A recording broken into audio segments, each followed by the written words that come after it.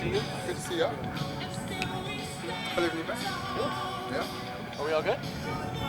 We have the music kind of drowning us out. Give me the music down, please. You're gonna go for the.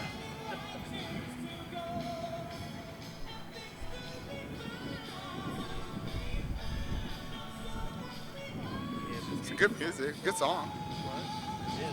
Kind of like it. It should be the fourth quarter song. Is that what happened? Final countdown. Is that your vote? Tell Fish. Let them know. I'm good. Okay, we're good now. All right. Of course. Ready? Yeah, that goes right away. All right. So why do you think Jacob Cowing was the right person to fill the Dorian Singer role rather than Dixon Jones? Yeah, well, Jacob can play all over. Jacob has the ability to be savvy and creative in the slot, but he's got the top end speed and the route running to play on the outside too. And that's something that we were looking for this next season. You know, obviously we threw the ball pretty well last year, but we were looking for a guy that could take the top off and allow us to be even more explosive. And Jacob's going to give us that ability to do that on the outside. So when the season ended, what were your expectations for how your group would look like?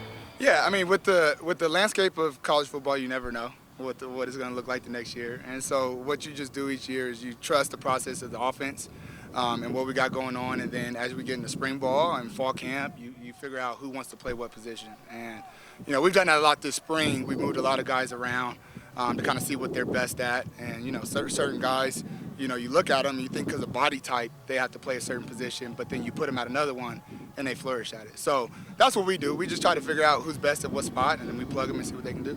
How have you seen Kevin Green fit in that role that Jacob Cowing had last season? Yeah, so Kevin is extremely smart, extremely talented, and extremely crafty. And so that was kind of the same thing that we saw with Jacob. And so, Kevin's done a good job. He needs to keep working at it, but a good job of getting his body right to be able to play, a 13-game college football season. And so that was the challenge to him. And as he continues to work to that, he's going to be a big factor for this offense.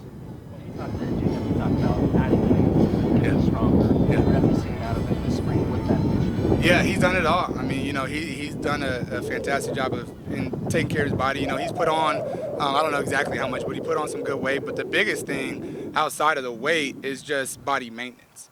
Spending time in the training room with Kevin. I think our training staff as well as our strength staff is fantastic. And so, every morning he's in there doing some type of prehab, so he doesn't get into a spot where, we're going to ask him to do a lot. We're going to ask him to be on that field a lot. And so him being out there and taking care of his body allows him to be the best at all those reps. And part of that, I think Jeff hinted to, trying to get him involved in the return game and get him out there and get those touches. Having that ability to do that, how much is it going to help him with stamina and whatnot? Yeah, there's going to, best case scenario, he doesn't come off the field, whether it's punt return, kickoff return, and then obviously receiver, we want our best player to be on the field at all times. And so if he can continue to take care of his body the way that he has, we'll get the best out of him. How much of the one-on-one drills help the competition between receivers and corners? I mean, football is all competition. You can do, all the drills you want. You can do, we can meet, we meet a lot. We can do all the meetings that we want. But that on-field application and going against corners like Takario and Ephesians that have incredible length, and then corners like Yates, who are a stronger body and a more physical presence out there, is great for us. So anytime we get to go against these guys, I've loved having Coach Jay Rich here because he also brings another level of competitiveness to it. He's out there and we can compete together and the players feed off of it.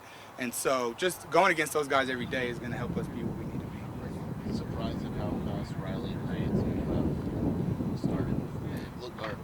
Maybe I'm not accurate, but it looks like they're. Yeah, I wouldn't say I'm surprised by it. When we evaluate these guys' film, as we're going through the recruiting process, I've known Malachi since he was in 8th grade, and so I know what his talent level is. And so, what I told Malachi even before spring ball started, I said, hey, bro, if you learn this offense, you'll be able to play.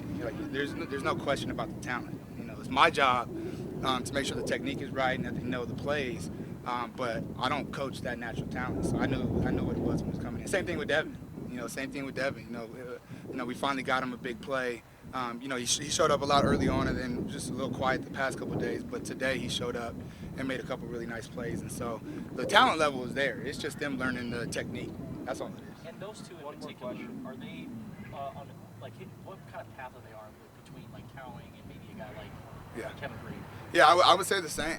I think those guys are ready to play as true freshmen. Kevin Green was ready to play as a true freshman last year. It's just he happened to be playing against Jacob Cowing, in the rotation. And so, these guys are talented enough to play as freshmen. What they have to do is learn the offense and be detailed in every single thing they do.